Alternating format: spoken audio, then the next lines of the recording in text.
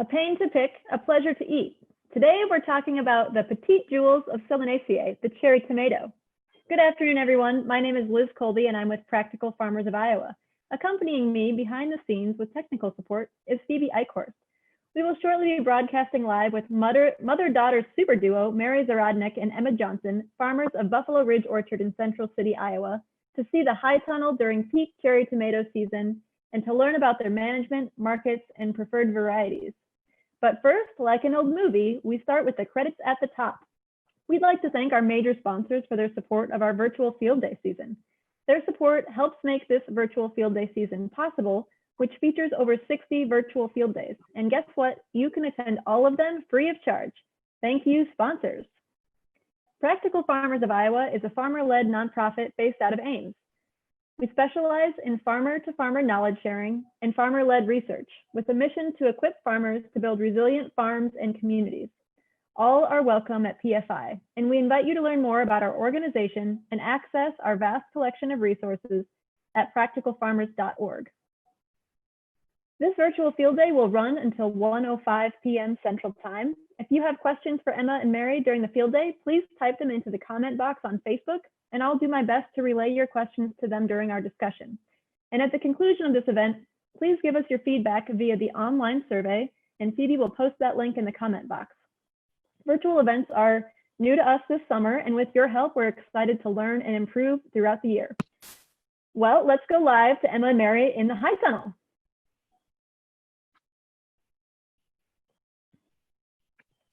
Hello, can you guys hear me? Hello, yes, we can hear you, and now we can see you. So I'm going to turn the reins over to you and go ahead and take it away. Okay. Hi, this is Emma. I'm standing behind the phone, our smartphone, and I'm filming my mom, Mary Zarodnik, and I'm Emma Johnson back behind. So we've been growing cherry tomatoes in a high tunnel probably for, I should have known how many years, a decade? That's probably fair, a decade, let's say. And we've tried lots of different systems, and then every year we get lazier and lazier.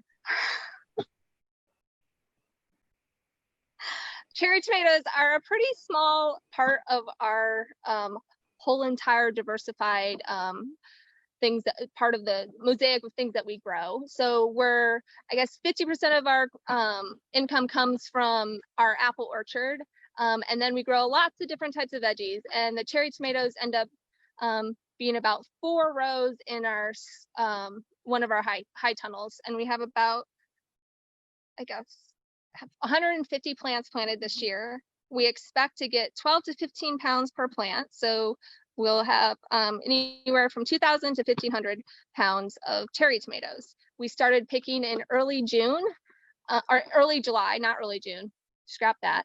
And I'm going to take it away to my mom. I'm going to ask kind of questions back and forth to make sure she includes all of the information that's drilled into her head from all these years of growing cherry tomatoes.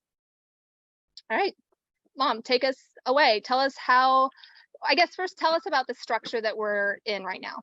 We're in a movable high tunnel, and we moved it the first week in May, but we didn't plant until almost mid-May because it was so cold, and we've had to go later and later because of the cold springs.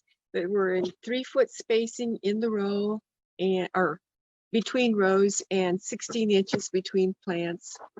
And we use a white on black, but we put the white side up on fabric on the floor.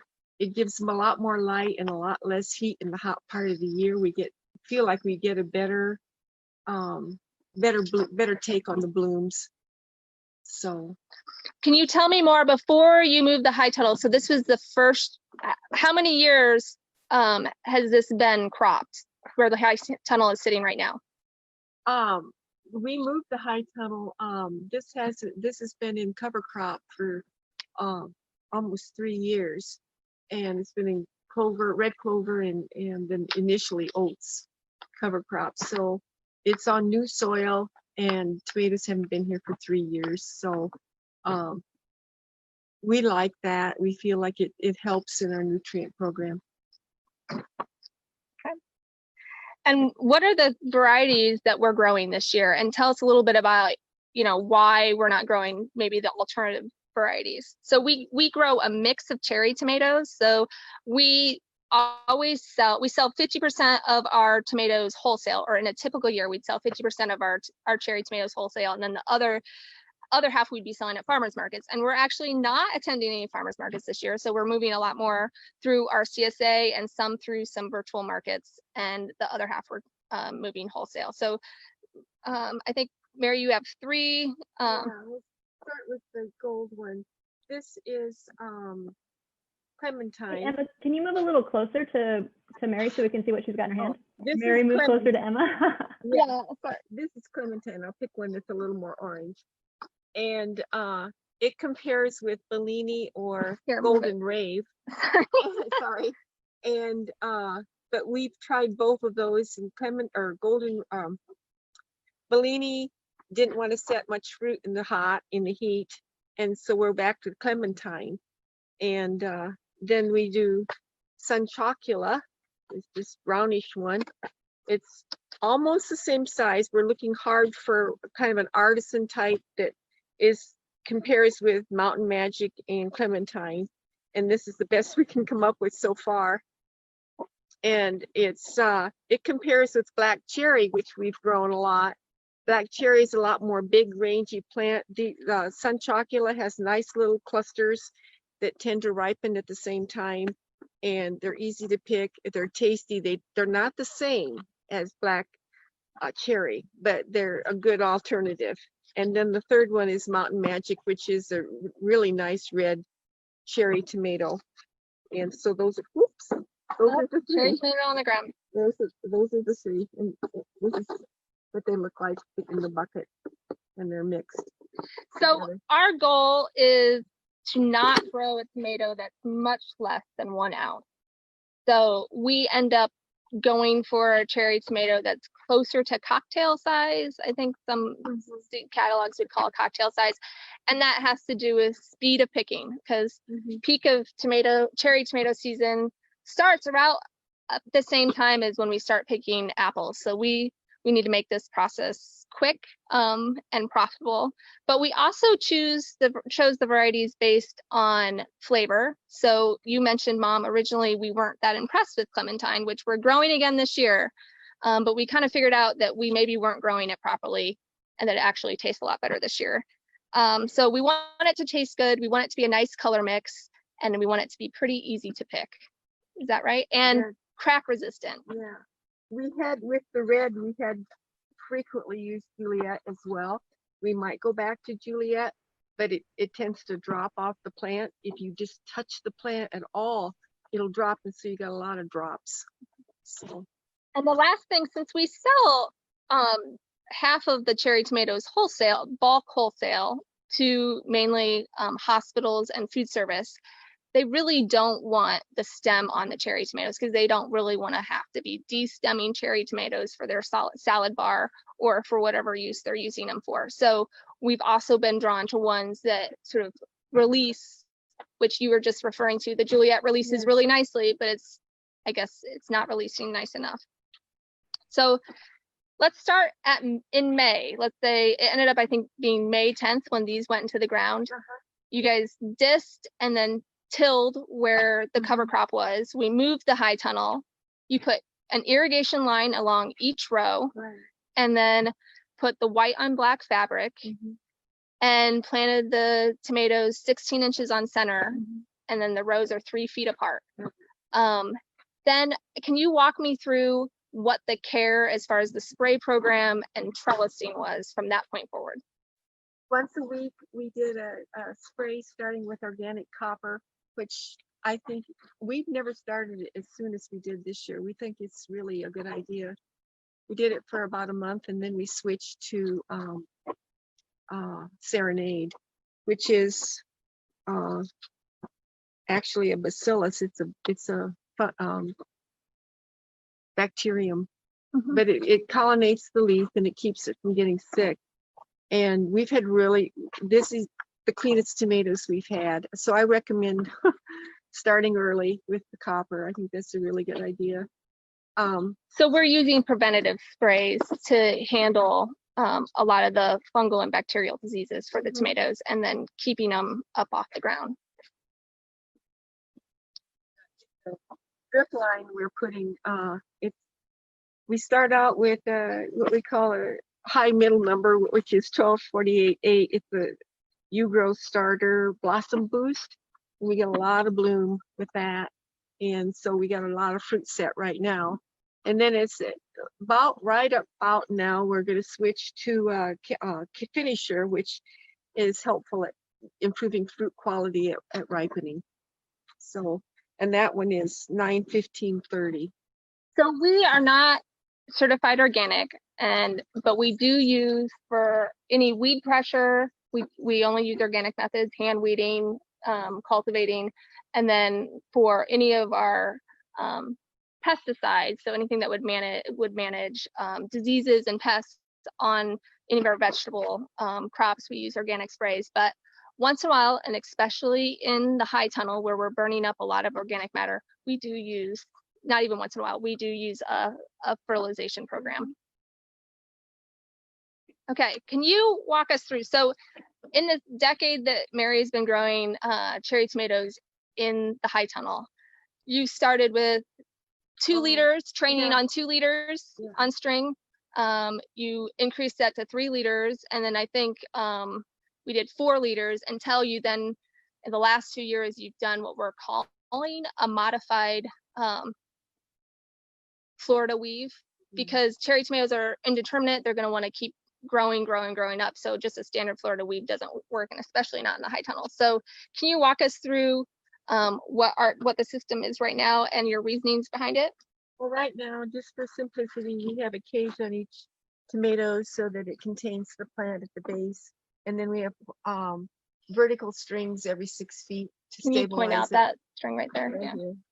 here. It goes up to conduit, and then we have horizontal strings, and so we can cinch these or not, depending on, and then we can clip bind to it.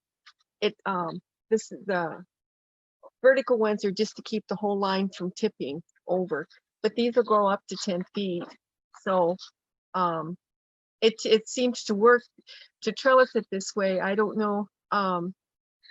If you were to go with just 2 liter system, you could put your plants a lot closer, even, just to get the top in there, which, I don't know. But for us, this is just the simplicity of it as much as anything. Simplicity, and since we have a more intensive preventative spray program to keep the powdery mildew and some of the other tomato diseases from coming in, that's really helpful. So did you say how many liters are you on right now? There's no pruning. This is the no pruning cherry tomato method. This is, I know, because we did a yield study with PFI for, I think, 2 years, maybe 3 years on cherry tomatoes. And I think we changed the system every year. And the last system we did was 4 liters. And for those who haven't met my husband, Marcus, he's really tall. And so he was like primarily the best person for pulling all the strings down for all those liters that we were putting down for the cherry tomatoes. But then the following year, my mom decided she was sick of pruning because she's our pruner. And she modified this system, and our yield didn't go down, and our disease pressure didn't go up. And so as much as it doesn't feel like what everyone's doing, it also, like, who am I to judge that she's reaching our production goals, and she's happier. I mean, look how happy Mary is. I love it. I got a question in the comment box. How much water per plant per day are you providing? And are you fertigating with your water as well? Yeah, we fertigate. Yeah, the fertilizer goes in the drip line. We do twice a week. We have 1 drip line on each row, and we're at 4 hours at a time, which is more than we've watered before. So 4 hours. Yeah. That's once a day? What? Twice a week. Twice a week. Yeah, and we'll probably decrease that as time goes on, but right now it's working. We're not getting any cracks, even in the beefsteaks. So we're happy with that. And as far as how much each plant is getting, I'd have to consult with my husband to find out what the drip line is putting out. 'Cause I didn't check that out. I'm sorry. Yeah. The emitters are every 2 feet, is that right? Every foot. I think. They're every foot. Mhm. And then the other spray that you didn't mention in our spray program is you do use Dipole. Oh yeah. And maybe walk through, because originally we had purchased foggers for the high tunnels so that we could reduce our quantity of spray and get hopefully broader spread than what you could get with hand spraying. But we found a lot of the organic sprays that we want to use didn't work properly. They don't stay in solution well enough, Yeah. or they're too big to fog or something, because the Dipole doesn't work at all. And it's essential if you want to control the tomato fruit worm, which, if nothing else, is just a little gross. You know? It's just really terrible. So yeah, but it works really well. I mean, we have had tomato hornworm and fruit worm, but not as long as you keep the Dipole going, you don't get it. So how often do you spray the Dipole, and can you kind of just walk us through how that would happen and when it happens? Once a week, and usually before it gets hot in the day, Early morning. probably about 7, 8 o'clock in the morning, and by 10 o'clock everything's dried off inside the hoop house. So we have a hose that's hooked to a sprayer on the tractor that we can then swing in here, and then the person spraying can walk through and spray each row. And that's how our spraying. I really wish the fogger would work, because that was like super slick. You could just like close everything up, close the door, and feel like you did something. But we were finding it wasn't doing something, or in some cases it was doing too much and was burning leaves. So there is an application for it, and that's if you have aphids, because it's the very best for getting, because otherwise you can't spray for aphids and get underneath every leaf. Mm-hmm. So let's take a closer look. So I'm going to just kind of pan the so this side over here is clementine right here. Can you show us? I'm really sorry that this is so crooked here. Let's see if I can fix this.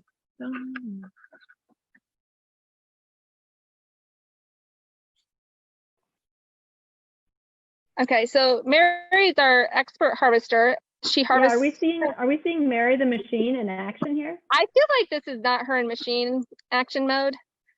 Can we request that, Mom? Can we?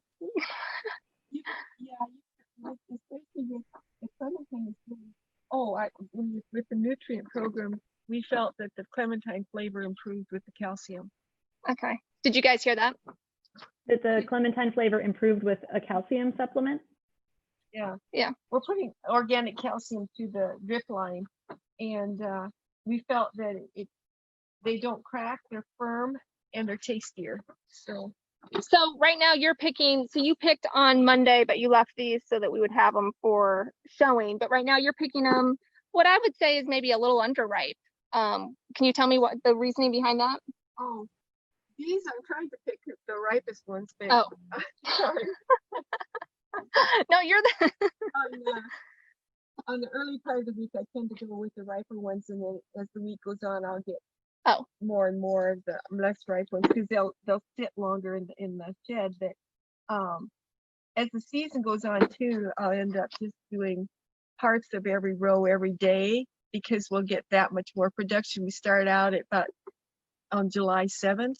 I think we got 20 pounds that week, and then we got 50 pounds the next 2 weeks.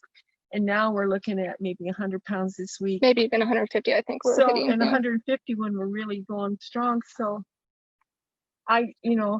just because it's really hard to pick 150 pounds of cherry tomatoes in one day, I just do some every day. And because that's 6 of these big tubs here, and they hold 2/3 to 3/4 of a bushel.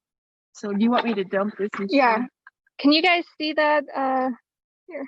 Yeah, we can see the crate on the ground. So she fills the bucket. You'd normally be carrying the bucket with you, right? As you're picking.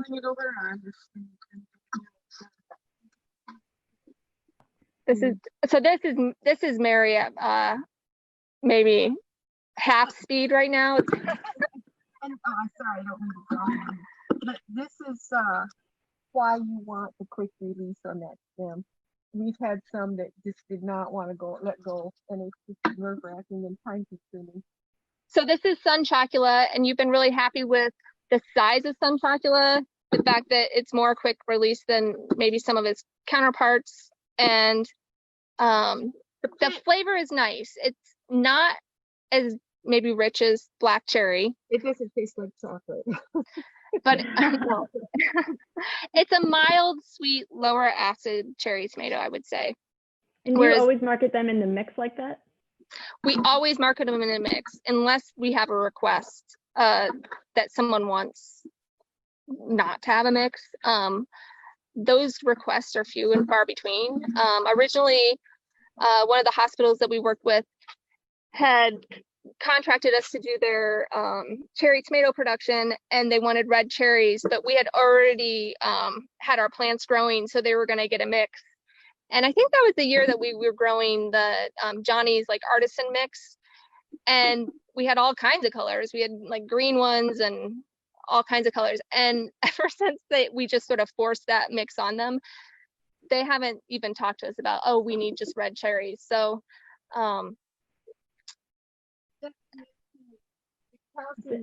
that's great. And we're real happy with how it turned out. So we might revisit some of those varieties that we thought would crack too easy, or even Juliet, maybe it won't fall off quite so fast. Mm-hmm. We don't know, but we might just on a small scale try a few of those varieties because they're really tasty, you know. So our tomato production, tell me if I'm wrong, Mom, I could summarize as some empirical information, but also lots of emotional attachment and detachment from different varieties. Yeah, it's funny how, you know, there's like I'm thinking with something new like that calcium in the drift line. We're thinking, well, yeah, that one was really tasty. Maybe if we could really figure out a way to grow it, you know. Yeah. So the one oh, go ahead, Liz. Are there other things you do to amend the soil besides doing your cover crop rotations, and you have the calcium and fertilizer in the fertigator? Do you do any other soil amendments? We don't. So we don't add any calcium to the soil or anything else. Nope. Okay. Yeah. So we're just relying on that long cover crop, and then it sitting fallow, and then the nutrients in line. Great. And so we're not, unfortunately, the Mountain Magic is a couple rows over, so it's going to be hard without making everyone really nauseous to show you the Mountain Magic. But I would say it's comparable to Clementine in its form, and it's yeah, it's pretty prolific. We've grown Mountain Magic for many, many years. And I would say it's a little bit later though. So that, I guess that's another, we try to get all the cherry tomatoes to ripen. You know, we're looking for 70 day at the most for ripening of the cherry tomatoes, because we just want to be able to get started on them early and keep picking them through the season. So that was one reason why we stopped growing some of Johnny's more artisan blends, because those start a little bit later and they go really, really late. Are there any other? I can kind of pan around to show you how she ends up cinching the line here. Yeah, show us the end of the row there, maybe. So this is how she set that up. I was just going to show you this. So this is, she uses a tomato clip to kind of bring the line together, so that the row is a little more upright. Okay, good. That's a good tip. Let me see here. So those horizontal strings, do they just run end to end, or are they? Yep, they're just end to end. They don't really weave at all. We're just using that, so they're just going end to end. She's just wrapping it along. Yep, one on each side of the row. Yeah. And then at the end, is there a T-post or something that they're wrapped on? Nope, there's just a plant. Here, let me just. I'm getting there. I'm sorry. You didn't realize how far back how in the middle we were. Well, we're getting a nice look at the white topped landscape fabric that you have down. Oh, good. So yeah, this is the end right here. Can you see it? Okay, so I see the end of the row. So how do the strings work on the ends there? So the string, see if I can get this. I'm moving the tripod up. So let me see. Tell me what you can see. Yeah, so I see a string running up, onto the purlin there on its roll. So is that the vertical string that then becomes a horizontal string? So that vertical string goes down and is clipped to the tomato cage, actually, tied to the tomato cage. So every single plant actually has a tomato cage. Just keep it upright. I see. And then we have a string kind of tied to that tomato cage, and we have a string every 6 feet.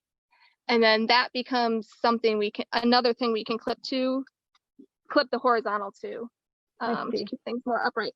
Yeah, this is my mom's invention. She'll either be famous or not. But famous or infamous. Yeah, one of the two. But it's really just cutting down on. She's trying to find a way to cut down on labor, because the truth of the matter is like we've had, I think, 1 year where we've been able to plant tomato plants in an unheated high tunnel before May. And so the reality is we're not going to start picking cherry tomatoes until July. And so we're going to have July, August, September, maybe into mid-October, depending when a hard freeze comes. So if we only, we have the tomato plants planted for, maybe 6 months total in the ground, and to go to all that work trellising, it felt like, I wish we lived somewhere, or if we had a heated tunnel that we could kind of manage that temperature a little bit more and get them in the ground earlier and have a longer production cycle, maybe all that trellising would be worth it to my mom. Hey, I think she's found the secret sauce. If you don't have to prune and there's fewer trellis strings, and you're getting the same production with no disease increase, that sounds like a winner to me. Yep. Does the production of your varieties stay pretty consistent throughout the season, or do any fall off sharply? Or can you talk to that, Mom? I will switch back to Clementine from Bellini. Emma, can you walk a little closer to her so we can pick up her audio a little? We switched from Clementine to Bellini just because of that. We weren't getting consistent yields all the way through the season, which is frustrating. You're really counting on having the colors and the yield, and then it just, until it gets cooler, it won't set fruit. So that was an issue with black cherry too, as well, right? A little bit, yeah. Not as much with black cherry, but black cherry just had a lot of different sizes, which probably is more just the way we trellis. But so these varieties are kind of what works for us in our no labor situation. Right, and that's an offset by doing this no pruning, crazy trellising system. It means we are limited in our varieties. Like my mom said, the black cherry trellis in this system, they just became really tiny because they were putting too much energy to foliage. That might be a good one to trellis in just 2 leaves, so 2 or 3 liters. That's another issue with we choose a variety that'll work with our sort of refusing to prune tomato trellis system. Awesome.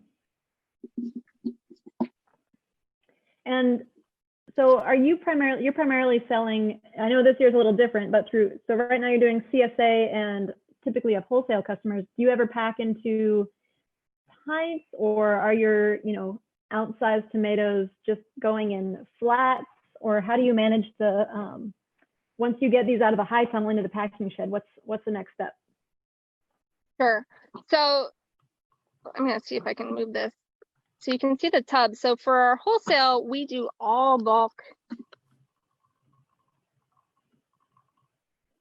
Okay, so you sell them out of that same bin that Mary's. That same lug, yeah. So we fill that, we get about 30 pounds in each bin, and we sell that bulk. And that's one thing that makes it really efficient as far as selling, because we don't have to touch that tomato again after it's been packed in that into that lug. And then typically in a typical year when we go to farmers markets, then we would bring that same lug to the farmers market and we'd actually package in bowls at market, because there's always some time where we have, we always have a couple people that we're paying to help us at market, and they can be restocking cherry tomatoes rather than us doing it in the shop.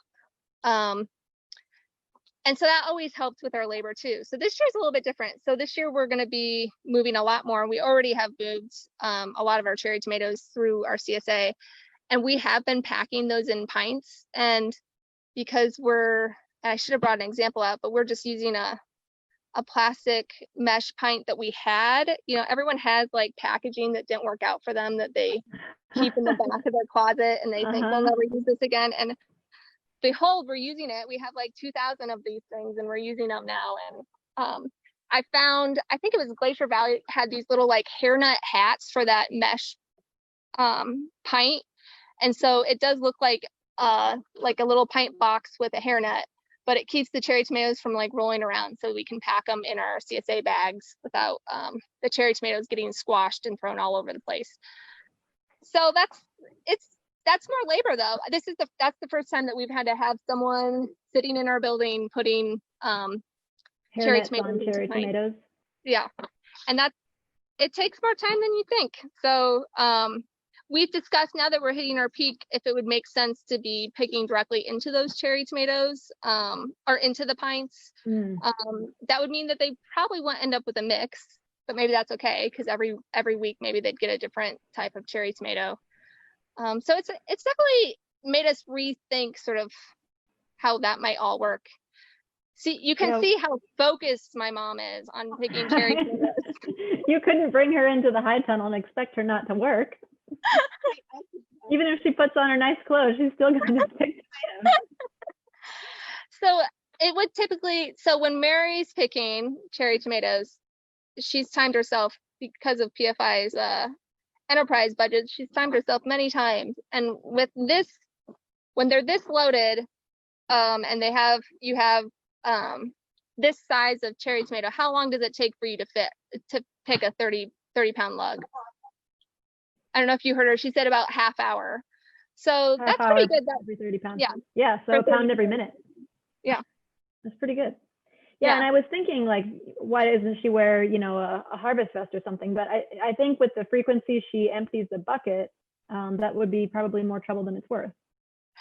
And you can't hear why my mom doesn't wear a harness. It's the same reason why she doesn't wear a harness when she's picking apples, or maybe why she doesn't pick apples anymore, is she just hates having a harness on. And I think it's because you've had 5 kids and you already know what it's like to be pregnant, and you don't need to revisit that. But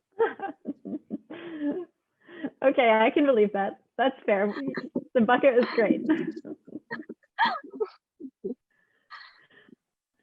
Oh my gosh. Well, we're reaching the end of our time. Phoebe, can you put into the comment box for folks both the evaluation and also we will put up a link for if you want to sign up to get day of reminders for all of the virtual field days that PFI is doing. Phoebe's going to post a link where you can sign up to do that. We promise we won't use your email for anything else.